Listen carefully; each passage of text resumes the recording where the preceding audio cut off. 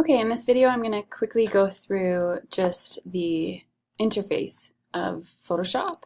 So on the left-hand side here, these are our tools, and I'm going to break those down into sections here in a second. But what you'll notice right off the bat is whenever I click a tool, up here at the top we call this the Properties panel.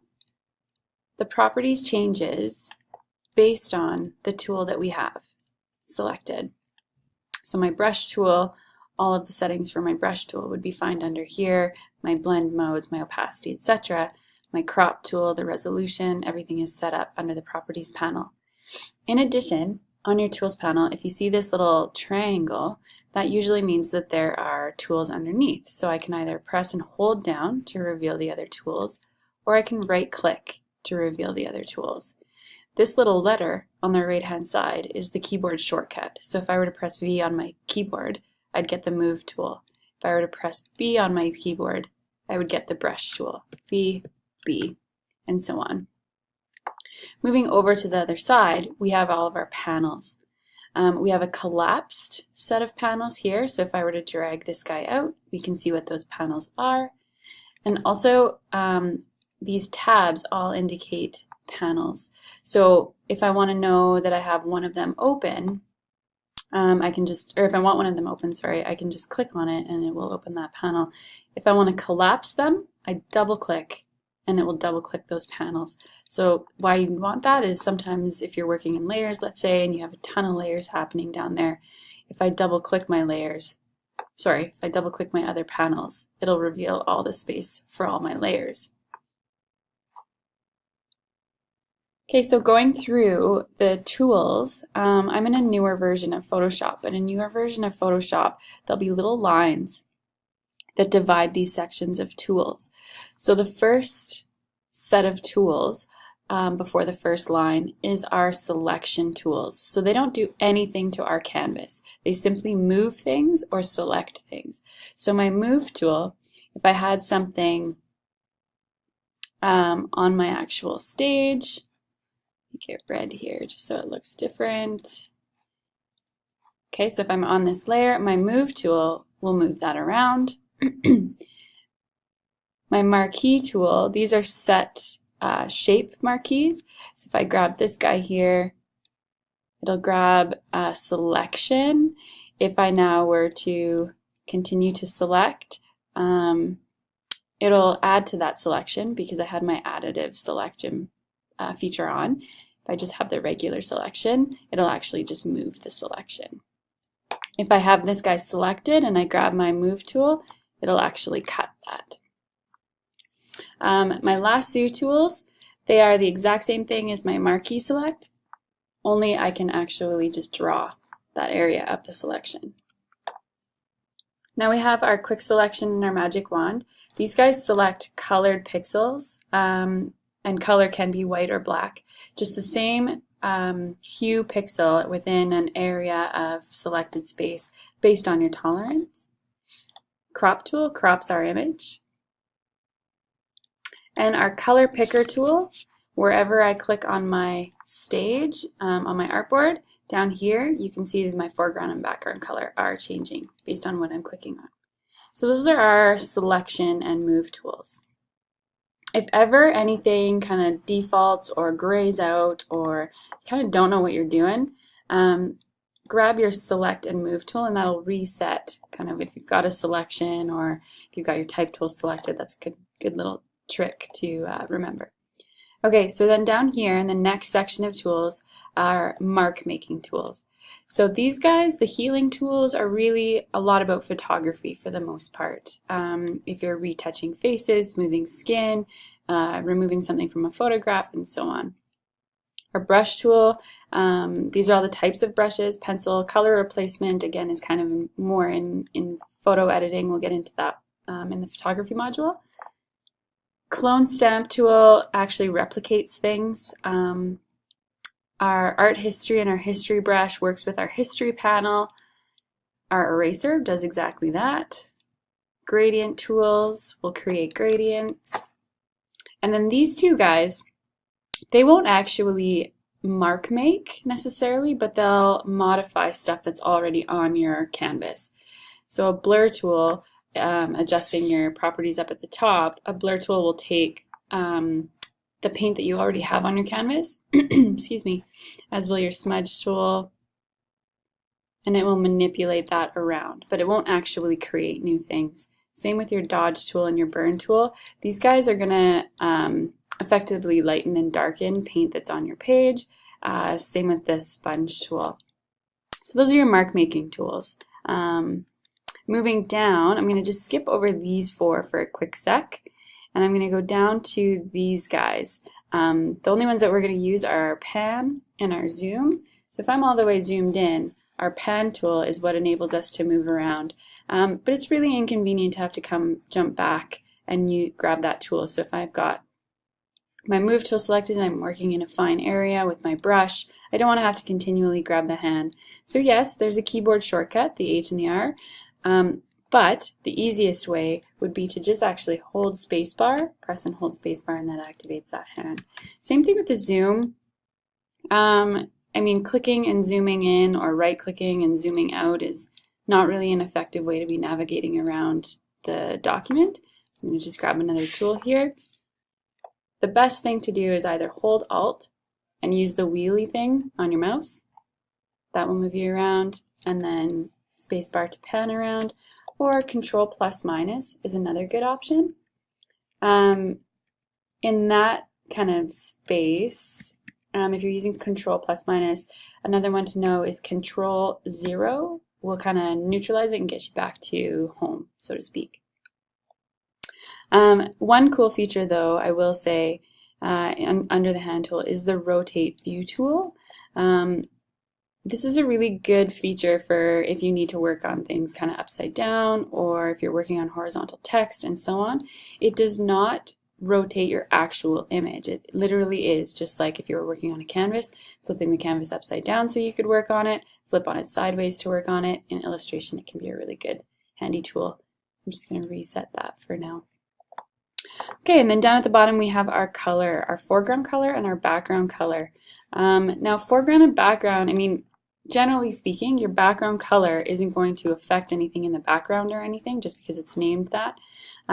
How we typically use it is you have something, a color reserved in the foreground, a color reserved in the background that you're typically working between, and you can quickly switch between them by clicking the arrows or using your X tool or your X key on your keyboard. That's usually how we'll be working with it in the interim here. Now, these four tools here, you have your pen tool, your type tool, your move tool, and your shape tool. These guys are what we call vector tools. So it's important that we get into two concepts here. We have vector, and then we have bitmap, sometimes called raster graphics. Photoshop operates exclusively in bitmap, which just means we're working in pixels. So if I zoom all the way in, look at all these little squares. Those guys are pixels. So if I were to take an inch of this, okay, so if I've just activated my rulers, we see here, we're in inches. So between here and here, if I've got an inch, roughly, okay, and I'm zooming into this space, and I'm counting the number of pixels in this space. That is our resolution. So this is a lot of pixels going on right now. If I were to go up to image size, we see that the resolution of this image is 300 pixels per inch. So we look at this box, it's roughly about an inch. There's 300 pixels per inch in this square box. That is our resolution. Just knowing that, then it should kind of make sense that that's why we use Photoshop for, say, editing photography, doing a lot of sort of like, I would argue, like high detail work that resembles what you would maybe do on a canvas with paint. There's a lot of control in it with that. But the disadvantage, if you see, if we zoom in, there's a lot of pixelation that can occur. So if I'm grabbing an image off the internet and bringing it in here with a resolution that's 72 pixels per inch, which is what images from the internet come with, It's going to look really pixelated in this environment. So understanding resolution in pixels is really important when you're working in Photoshop. So that's bitmap. So then what the heck is vector? Vector, when we get into Illustrator, will make a lot more sense. But if I look at this image describes it pretty well actually. Raster versus vector. Vector uses paths, uses algorithms. So point A to point B is how far? Point A to point B to point C to point D, and so on and so on. You work with the pen tool and Bezier curving, okay, versus pixels here. Now, you can imagine if Illustrator is calculating this path distance, right, from point A to point B, and you were to say, okay, computer, I want to times this by 50. I want to blow this up 50 times. It's going to simply compute that. It's going to make a calculation and then scale it up. And this is why we get such sharpness. Whereas in bitmap graphics, because it's working with pixels, there's only so much information there. It's working typically with like a higher detailed image, like a photograph. So not so much. So Photoshop, again, photography. So what would we use vector graphics for? Well, typically, logos are an easy one to kind of slot in there because your logo should be scalable as your company or for your company. But what if I look up 2D Illustrator graphics? So this is really the kind of stuff that we start to see in Illustrator if you're getting kind of out of the logo world. It's very flat, two-dimensional graphics. You can still work with some gradients. Some of this texturizing probably would have occurred after in Photoshop. If your understanding of highlights and shadows are there, you can still get the element of 3D design, but it's in a two-dimensional format. It's in a flat graphics format.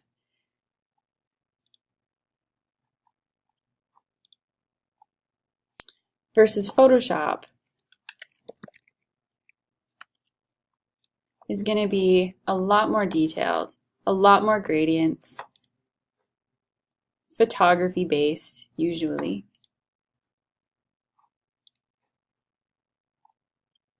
Less in terms of the flat. So that's really the breakdown between the two. So then you're probably asking, what the heck are these four vector graphics tools doing in here? So yeah, the pen tool is exactly like it is in Illustrator. However, it's not actually painting anything. It's working within my paths panel, and now I can actually do multiple things with this path panel. I can make it a selection, I can fill it, I can give it a stroke.